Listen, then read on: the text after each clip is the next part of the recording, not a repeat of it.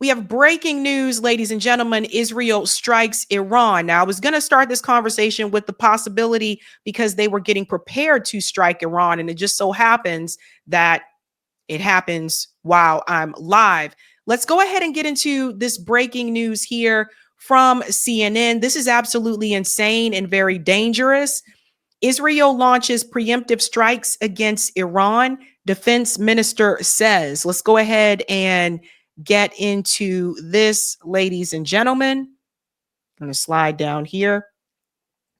Israel has launched what it calls preemptive strikes against Iran, and a state of emergency has been declared in Israel, according to the country's defense minister, Israel Katz. Following the state of Israel's preemptive strike against Iran, a missile and drone attack against the state of Israel and its civilian population is expected in the immediate future. Did everybody hear this? Let's highlight this. This is nothing to mess around with. Following the state of Israel's preemptive strike against Iran, a missile and drone attack against the state of Israel and its civilian population is expected in the immediate future. Ladies and gentlemen, Iran is not playing around. This is not a game. This is not a joke. And what Israel is trying to do, they know they can't beat Iran without the United States. So they decide to act on their own accord. Now, according to President Trump, he said he had a conversation with Netanyahu and told him not to attack Iran, at least for now, was what he said. I don't even know if I believe that or not. Regardless, this is what Israel wanted. They wanted to push the U.S. into a war with Iran. Now, this is all a part of the Greater Israel Project. I told you, it is not just about Gaza, as much as they want to point fingers at the Palestinians there. It's not just about the West Bank. It's not just about Syria. It's not just about Lebanon. It's also about Iran. Don't forget when Netanyahu came to Congress, in this speech that he made, he said that this is about the Greater Israel. And he showed a map with the current map as it is with Iran there. And he described that as the curse. And without them, he described that as the blessing. This is a part of the Greater Israel Project. Now, you're going to hear a couple of things tonight because there have already been reports prior to this strike from Israel on Iran that Iran was not following the nuclear protocol. I just want to give you the alarm about that because they were setting you up for this strike. They were setting you up for this attack. Corporate media was already trying to get the message out to the American people that Iran was not following the rules. And so therefore, the strike that is coming from Israel will be justified. That is exactly what they want you to believe. I'm here to tell you, don't fall for it. Don't fall for it. Israel knows that Iran is going to respond. And it won't just be Iran. It will also be Yemen.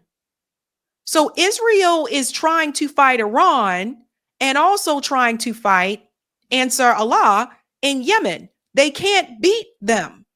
So this is where the United States government comes in, right? This is where they push Donald Trump and say, we need you to send U.S. troops to the Middle East to help us fight. And that will be the big, big world war. Because here's the thing. Iran, I don't think is going to go down. And then also, they're going to, if they were to go down, they're not going to go down without a fight. They're not going to go down without a fight. You also got to think about Russia. You also have to think about, China. This is what Israel wants. And you're going to see that when you hear that clip from Jeffrey Sachs. He was warning people what Israel was trying to do. Iranian state media outlet IRNA reported repeated explosions could be heard in Tehran. Now, that is Iran's capital, Tehran. You guys have seen Professor Morandi. He's been on this show multiple times. He teaches at the university in Tehran. This is absolutely insane. Israel is dragging the United States into a world war. World War III. This is what Netanyahu wants. I can take you back to Iraq, ladies and gentlemen. This is not new. Why do you think we went to war with Iraq? And they had to get the American people behind it. So they told you that there were weapons of mass destruction. And people bought into it. Years later, we found out that that was a lie. And so I'm warning you right now, I'm warning you, be very wary of the message that is coming from corporate media about Iran right now. They are going to try to brainwash you the same way that they did about Iraq. This is absolutely insane. They lied to you before. You don't think that they would not lie to you again? Now we have video coming in. Let me just make sure that this doesn't show the actual strike, because we have to be careful about that on YouTube.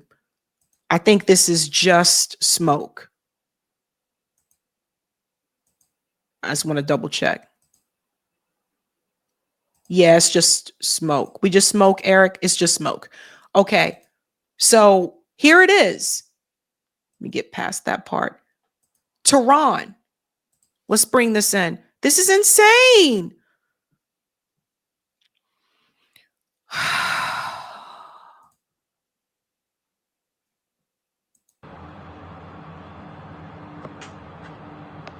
There's the smoke.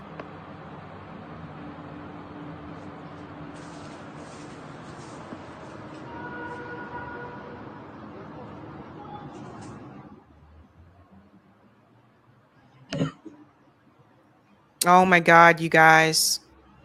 Oh my God. This is insane. This is insane. Like, they bombed their capital. They bombed their capital. Okay. We have another video here. Let's go ahead and get into this one. This one you said is okay, Eric? Let's bring it in. We are getting breaking news out of Iran at the moment. Explosions have been heard in the capital, Tehran. At least 6 explosions have been heard. There were reports in US media that Israel is preparing to strike Iran. Israel has declared a state of emergency with a ban on gatherings. And we will bring you more information as it becomes available. But just a few more breaking news lines I can bring you. The Israeli defense minister has imposed a special state of emergency, as we were hearing there. That is in place immediately. Israeli radio is declaring that a state of emergency has been declared across all of Israel that will ban gatherings and the suspension of studies at all institutions. Now, Benjamin Netanyahu is currently chairing an extraordinary meeting of the cabinet and the security mini cabinet. And this is in the context of rising tensions over the last few weeks between Iran and Israel. US President Donald Trump's comments recently have added to that sense of conflict as well, saying on Thursday that a strike could very well happen. These are the latest pictures from Tehran. Let me pause here for just a second. So again, Donald Trump did say that, well, we'll see what happens. A strike could possibly happen. But again, like, here's what I want you guys to understand. If the US was vehemently against this, do you guys think that Israel would strike Iran if they knew that the United States government wasn't going to have their back? Do you think that they would take this risk if they knew that the US government, wasn't going to stand by them? They know the US government is going to continue to give them weapons. They know if need be, if they ask for US soldiers, they'll be there. Again, when we look back on the war in Iraq, Benjamin Netanyahu was a big driver of that war. Us bringing US troops to Iraq. Think about all the people that died. All the soldiers that died. Think about all the civilians that died. Think about this in your mind. And this is why it's really, really, really scary. I don't think that some people are aware. I mean, of course, you guys know, but I don't think that some people are aware of how Iran is going to respond. And that's exactly what Israel wants. They want them to respond. Israel is like a bully. They're punching the kid on the playground over and over. And then finally, when the kid turns around and punches them back, they point their fingers at the kid and say, you started it. It's the same thing with October 7th. We talked about this before. No, it didn't start on October 7th. It's been happening for decades. It was Israel, the creation of the state of Israel, pushing the people out of their home that started all of this. This is exactly what Benjamin Netanyahu wanted. And I really feel like part of this is to try to, like, I guess, rebuild his legacy or whatever. We'll get into that. Because there's a couple of things happening with some of the Israeli soldiers that don't want any part in this now. This is insane. And now just watch, wait for it. Come tomorrow, take a peek at corporate media and watch how they discuss this. I'm pretty sure they'll find a way to blame it all on Iran. Pretty sure they'll find a way to do so. The United States government doesn't want Iran to have a nuclear weapon, but it's okay for the countries around them to have a nuclear weapon. So what is Iran supposed to do? Leave itself vulnerable? Let's continue. You're seeing now of those explosions, and we do have Tawhid Asadi joining us on the phone from Tehran. Tawhid, what more can you tell us about what is going on there in Tehran? Well, it's about 3:46 local time here in Tehran, and based on what we have so far, sounds of several explosions have been heard across the capital, not necessarily at one particular point, and there are several of them. One of them was heard, and I personally heard that around 5-6 minutes ago. Another one was heard just in the heart of the capital around half an hour ago, and I can say that we've got at least 6-7 minimum explosion sounds reported to be heard in the city, in different parts of the city, western parts, the southern parts of the city. But still, we know that the state TV has confirmed the happening of these explosions. But when it comes to the cause, so far we haven't officially heard anything from Iranian sources. And right now, as I'm speaking to you, there are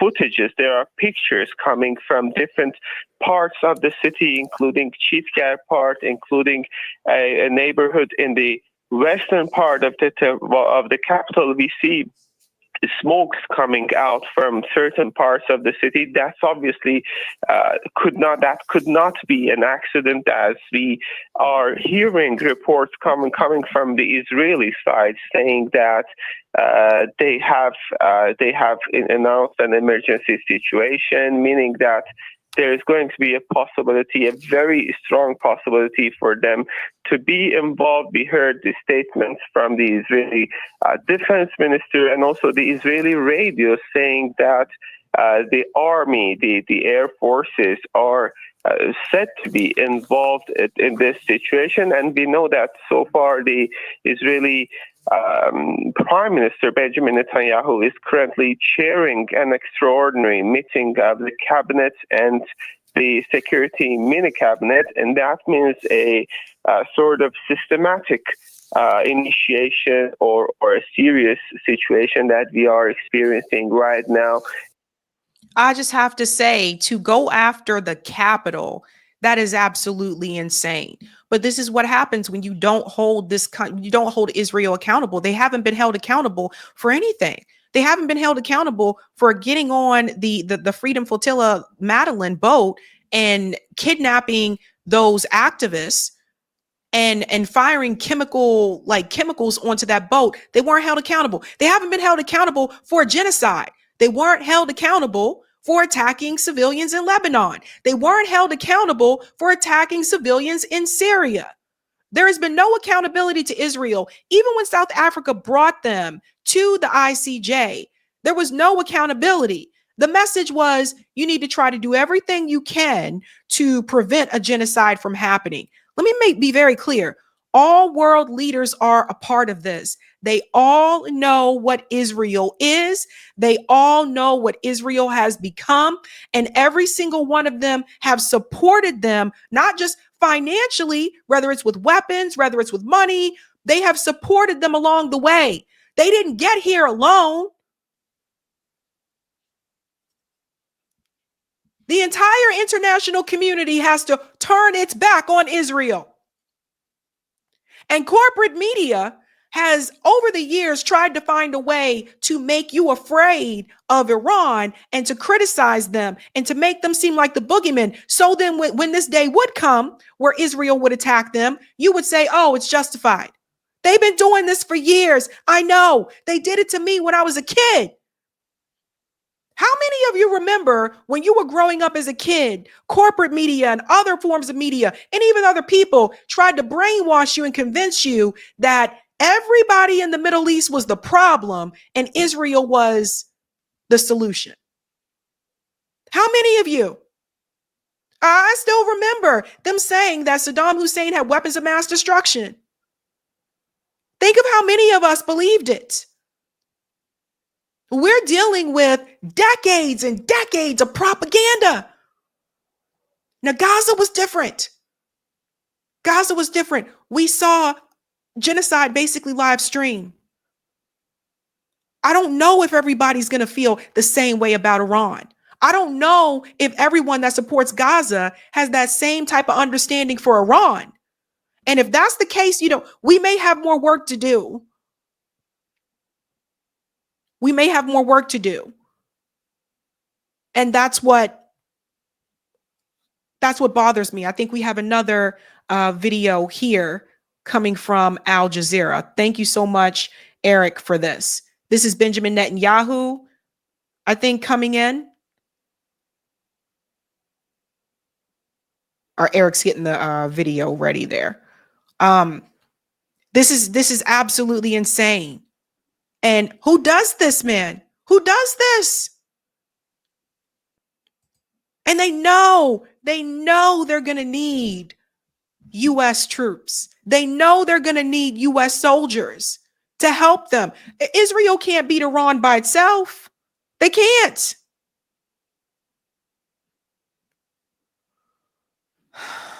Marco says Iran is prepping the hypersonic arsenal, I bet.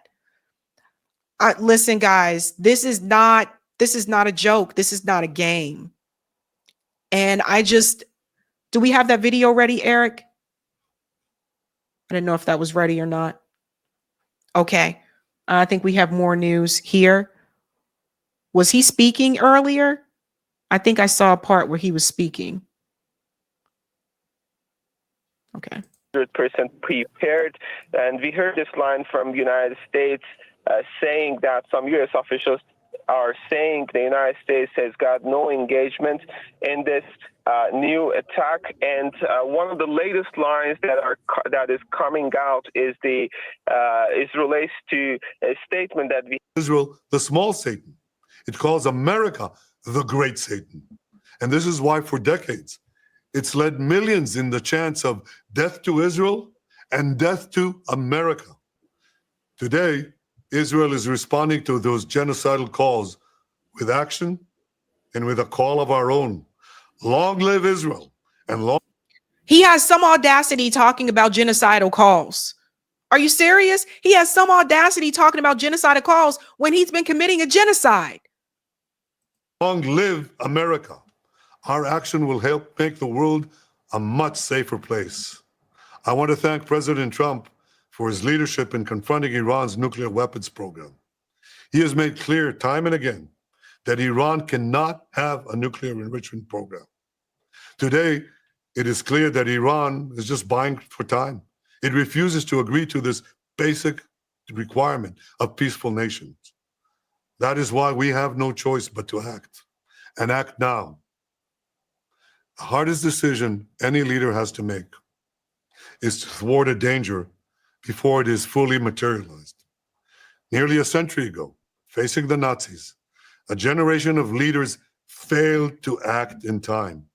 They were paralyzed by the horrors of World War I. They were determined to avoid war at all costs, and they got the worst war ever. They adopted a policy of appeasement. They closed their eyes and ears to all the warning signs. That failure to act resulted in World War II, the deadliest war in history. And you're about to take us into World War III. Do you see what is happening here, ladies and gentlemen? This is where the guilt comes in. Let's try to make the American people feel guilty. No. You just attacked Iran's capital. You just attacked Iran's capital. What did Iran do to you? Last time I checked, you are not under occupation by Iran. You are not being oppressed by Iran. I also want to remind everybody, because Netanyahu's probably not going to tell you this, don't forget that Iran does have a pretty large Jewish population. Max Blumenthal was just there. He was just there.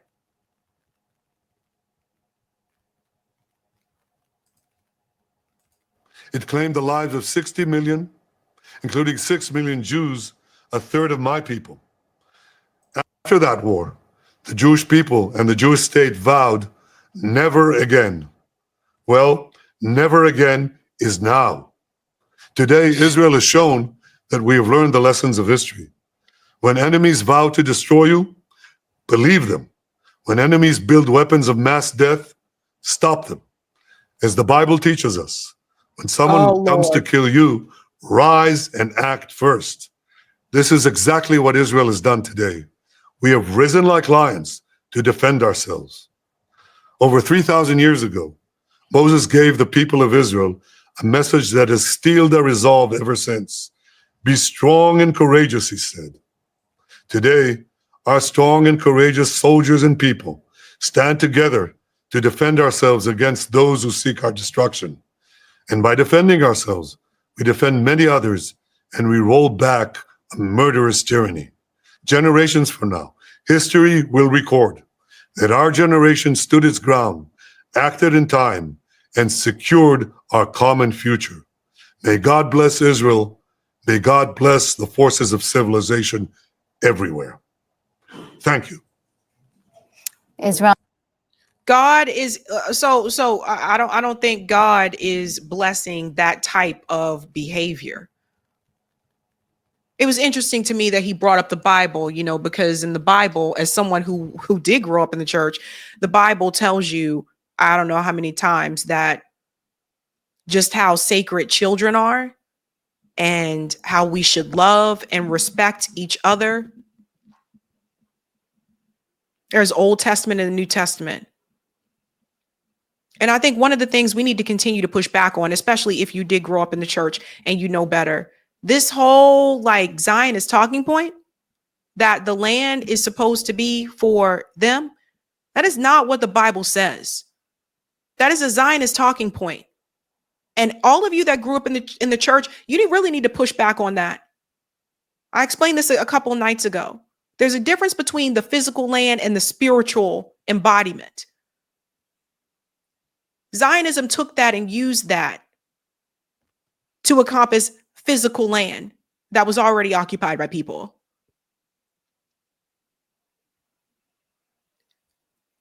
And I got to start asking this question. Are more people going to push back on this in the religious sense? Because you can't have it both ways. You can't say love and respect everyone, love thy neighbor, and also we have to get rid of thy neighbor. You can't have it both ways. And the Jesus that I read about in the Bible, as someone who has read the whole Bible, the Jesus that I read about in the Bible was welcoming to everyone. Everyone. Come as you are. What Israel has become is an oppressor and an occupier. That's not what the Bible talks about. I keep hearing people try to spin these verses just to give Israel cred for them to continue their genocidal project. Now, you make something make sense to me. How is it that in less than 2 years, you are fighting, killing children, women and children in Gaza, in the West Bank, in Syria, and Lebanon, and now you're killing people in Tehran? You attacked Iran's capital. And everybody wake up. Everybody wake up. This is Benjamin Netanyahu trying to drag the U.S. into another war to protect Israel. How many more American people, more American troops have to die to save this guy in this created state of supremacy and racism? No, we don't stand for that. And as someone who did grow up in the church, I can tell you again, you don't stand with that type of behavior. You don't. There's no going back on that. For Black people who are watching, I'm talking specifically to the Black church. We know what that's like. We've been on the other side. How could you stand with someone who wants to do this to another group of people? You cannot. You can't have it both ways. You can't say it's okay to oppress one group, but not to oppress the other. You can't have it that way.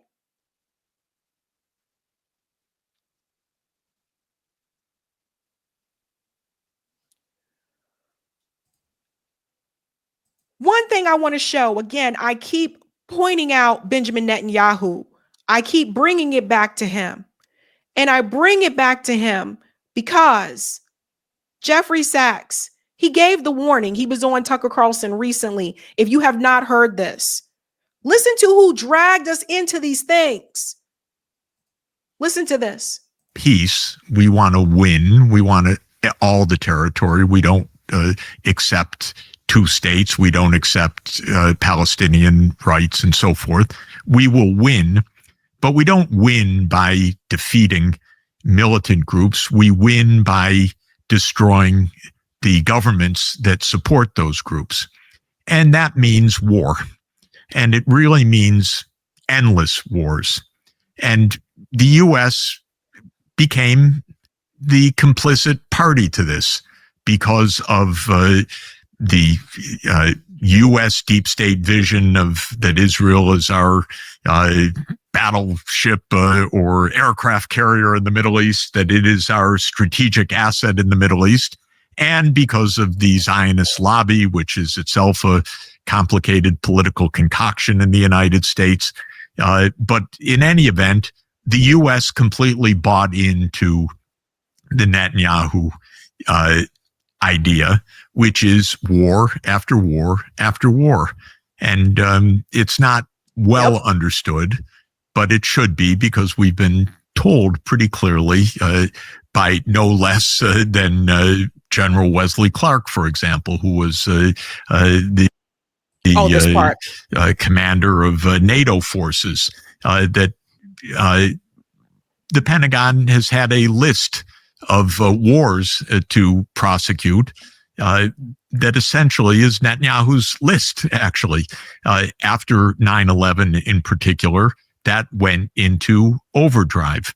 The U.S., as Wesley Clark was told, and as he subsequently explained to us, and as others have also explained to us, an Air Force commander named Dennis Fritz, who wrote a very important book called Deadly Betrayal in 2024, telling the same story in essence. The Pentagon had a list which the neoconservatives or the deep state of the U.S. would carry out, which was we would take out the regimes in opposition to Israel. And those regimes included, it's a long list. Of course, not only the Palestinians, that's the point, but also Syria. That was the regime of Bashar al-Assad, which was viewed by Netanyahu and by the U.S. Deep state as an Iranian client. So Syria would be one.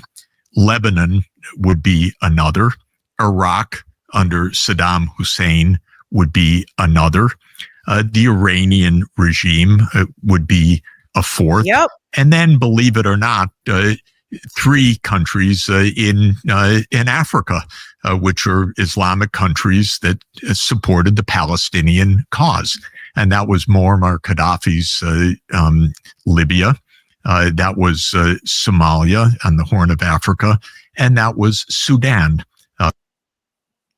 So does everybody see what has been driving all of these wars, these conflicts over in the Middle East? The U.S. government has basically been taking orders from Israel to go after these regimes. So the U.S. government couldn't just say, let's just go to war with Iraq. They had to give you a reason. So, I know. Let's say that he has weapons of mass destruction, which wasn't true. And they knew it wasn't true at the time.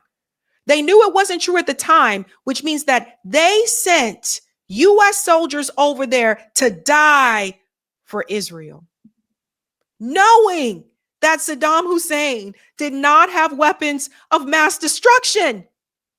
That is sick. That is disgusting.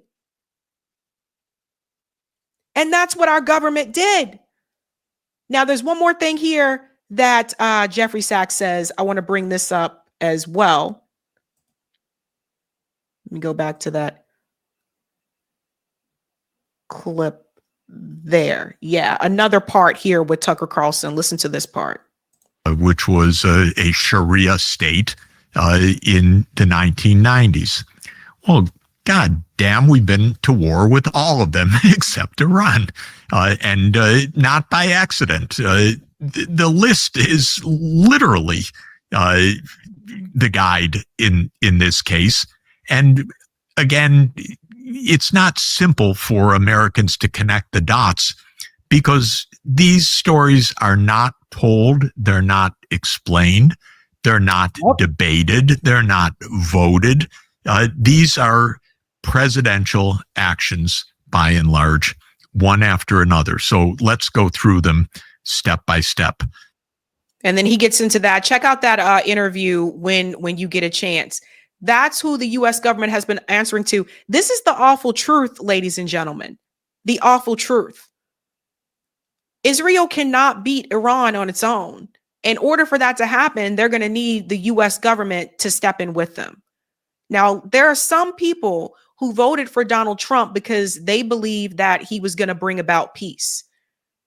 And if you pay close attention, all you see is escalation since then. Now, don't get me wrong. All of this started under Biden and even somewhat before Biden, right? But the genocide started under Biden. Russia, Ukraine started under Biden. But Trump ran on this. We're going to end it. We're going to bring about peace. And there are people in particular that told me to my face that they voted for him because of that reason. And now look at everything that has been happening since January. More escalation, whether it's Gaza, whether it's West Bank, Syria, Lebanon. Syria is not talked about as much as it used to be. But you see now that you see where we're headed. You see where we're headed. Israel is insane. It's a freaking monster. And they are willing to allow Americans to die for their cause. Is everybody okay with that? Danny Haifong, so well said. Iran is not the problem. Israel and Washington are the problems. They lie about Iran's nuclear program and pursue war based on a non-existent threat. But Iran is far more powerful than Yemen, which neither US nor Israel could defeat. This won't end well for DC and Israel. And that is something that we all got to think about, ladies and gentlemen. Again, they don't want to admit that. They don't want you to know that. But here we are. And then there's something else I think that people need to see that happened. Did you know that an ex-CIA analyst who admitted to leaking docs about Israeli strike on Iran, he got sentenced to 37 months in prison? This also happened. See, all the pieces are starting to fit together here, ladies and gentlemen. Ex-CIA analyst was sentenced to more than 3 years in prison on Wednesday for leaking top secret documents about Israel's plans to retaliate against Iran last year. So do you see how everybody has turned on Israel? Everybody has turned on Israel. That's him right there. This guy was CIA. He turned on Israel. He was willing to go to jail for turning on them and telling the truth. Even some of Israel's own soldiers are turning on Israel. We'll get to this breaking news here as well in just a second. As you can see, a lot of people don't know about this. 41 Israeli soldiers renounced military service, called genocidal attacks in Gaza Netanyahu's survival war. This story didn't get a lot of attention, but as you can see, people are starting to turn. I think we have a statement from Marco Rubio, if we can go ahead and bring that in as well. I believe, from what I understand, Marco Rubio is trying to say the U.S. had nothing to do with this. Psh. Let's see. U.S. regime attacks Iran via Israel, confessed by Marco Rubio. So this is the opposite. So check this out. Tonight, Israel took unilateral action against Iran. We are not involved in strikes against Iran. So again, listen to this, guys. Tonight, Israel took unilateral action against Iran. We are not involved in strikes against Iran, and our top priority is protecting American forces in the region. Israel advised us that they believe this action was necessary for its self-defense. President Trump and the administration have taken all necessary steps to protect our forces and remain in close contact with our regional partners. Let me be clear, Iran should not target U.S. interests or personnel. So you see what's happening here, right? This is the White House coming forward now, trying to, let me go ahead and put out a statement so that Iran doesn't strike those bases, because I think, don't we have the map up here? I have the map up here of the bases. Check this out. Right here. Breaking: if Iran warns, if war breaks out, not a single U.S. base will remain. You see all the bases that we have around Iran? All the bases here in the Middle East, near Syria, Iraq, and look at that. It's almost like, again, policing the world, all those U.S. bases. This is why Donald Trump told Benjamin Netanyahu, don't attack Iran right now. Notice he didn't say don't attack them in the future. He said just right now, because they would have to evacuate those bases. That's a lot of military bases there surrounding Iran. You think, honestly, at this point, Iran warned the United States, U.S. was on high alert, and they warned them that this is not off limits at this point. If Israel attacks, this is why I told you it was absolutely insane for Israel to strike Iran. All of these bases that you see right here are at risk. Now, from what I understand, I believe they were able to get some people out of the bases in Kuwait, but they ain't get everybody out. That's a lot of bases. They didn't evacuate everyone. All of them are at risk now. And it's another thing to say, this is why we should not have bases all over the world. Why are we even there? This is very dangerous. Like I said, you guys know Iran is going to respond. You don't know when, but you know they're going to respond. And for Marco Rubio to say we didn't have anything to do with this, I don't believe it. I don't believe that they didn't have anything to do with this. I believe that they were briefed before this strike happened. They're not going to necessarily tell you that. This is to save face. I think that's what Marco Rubio is trying to do right now. He's trying to save face.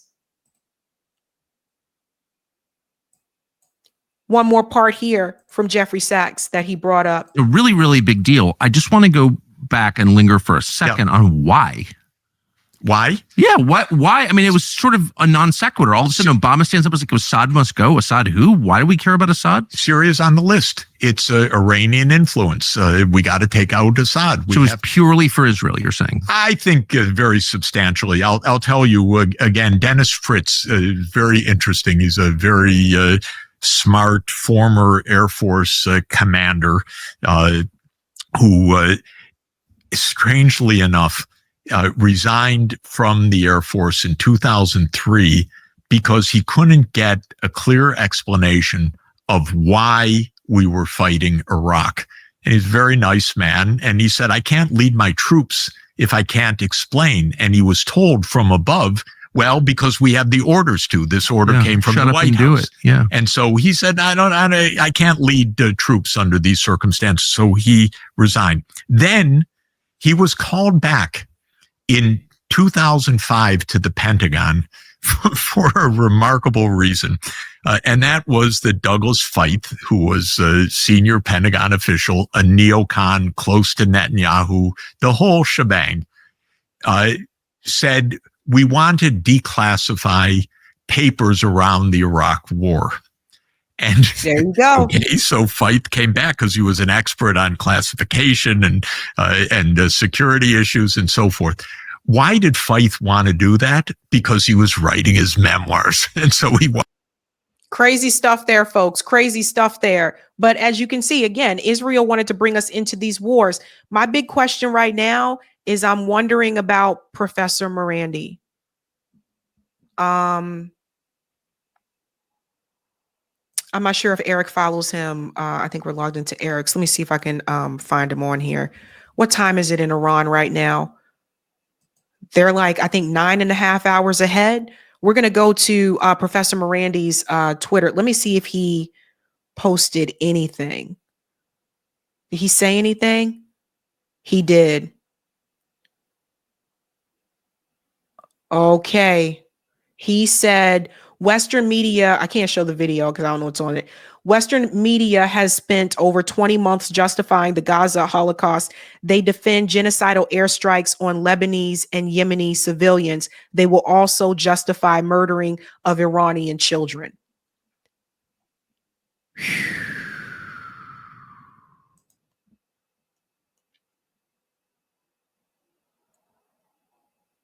Yeah, I can't show I'm sorry, I can't show the picture on here, but yeah, I'm already seeing pictures of children killed in Iran.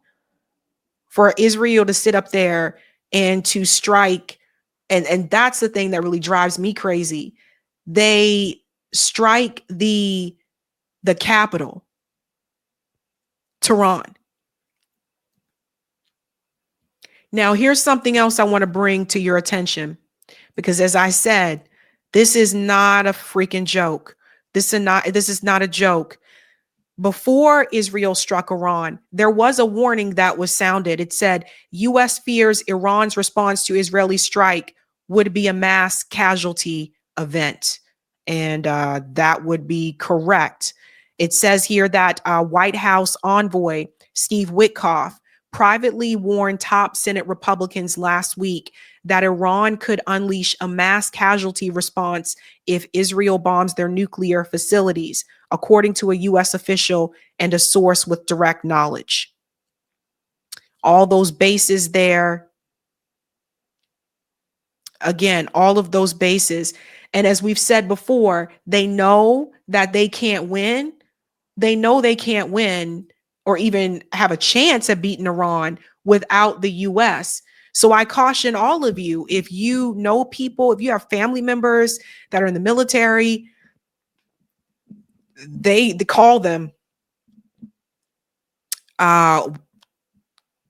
warn them about this. We can't have another Afghanistan. We can't have another Iraq war. And that's what Israel's trying to drag the U.S. into. And as much as Marco Rubio and Donald Trump want to say they didn't know anything about, I don't buy it. I don't believe it. I don't buy it. I don't believe it. Because Israel had already announced the other day that they were prepped and ready to strike Iran. That wasn't a secret. And we just have to make sure we watch for the media coverage, the way the media is going to cover the way that Iran responds. But you can't sit up here, and for people who are not sure, here's the thing. You can't expect Iran to say, okay, everybody, all these people around me can have nuclear weapons, but we're just not going to have any, and leave themselves vulnerable, right? I don't think there should be any nuclear weapons. That should have never happened. No country should have a nuclear weapon, but they do. and you have Iran in the Middle East, and you have Israel, who wants Iran completely wiped off the freaking map. They called them the curse. And you're telling them, well, no, they cannot have a nuclear weapon. All these excuses for Israel is absolutely ridiculous. They give them so many exceptions. And I'm supposed to believe that you're oppressed? You're not oppressed. You're an occupier. You're a colonizer. You came to Palestine, you pushed people out of their home, you put them in these open air prisons, and we're supposed to feel sorry for you? Israel is terrorizing the world. The world. And we have to like seriously, I would think at this point, if these other Western allies were smart, I would think at this point that the UK, France, Spain, all the rest of them, they need to totally back away from the US on this one and say, nah, bruh, this isn't right. This is the wrong direction. Wrong direction to go. So I will say this again. The problem is not Iran.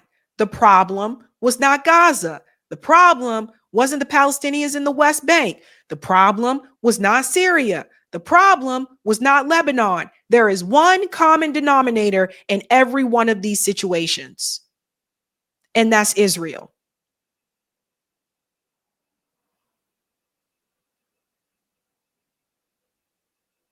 I can't even believe we're here. I can't believe we're here at this point. And the awful truth is that they can't beat Iran. The awful truth as well is that we could be entering World War III. And now it appears that Iran is confirming killing of Revolutionary Guards chief in Israeli strike. Guys, check this out. Iranian state media confirms killing of Revolutionary Guards chief in Israeli strike. So again, we're just staying up to beat with the news here, ladies and gentlemen. It says that Revolutionary Guard commander Hossein Salami was killed in an Israeli strike. Oh my gosh, guys, this is going to be wild. This is not good. This is not good. Not good. Not good. Not good. Not good. Oh boy. We have another piece here. Yeah. He was killed in Israeli strikes in Operation Rising Lion. This is crazy. We already talked about the strikes. It says the response to the Israeli attack will be harsh and decisive. Are we being discussed at the highest levels? It says are being discussed at the highest levels when asked whether the attack would be imminent. Guys, this is, I don't know. Pay attention to the news for the next couple of days because it's about to get really bad. Hey guys, this was a Sabby clip. If you like what you saw, hit that like button and subscribe.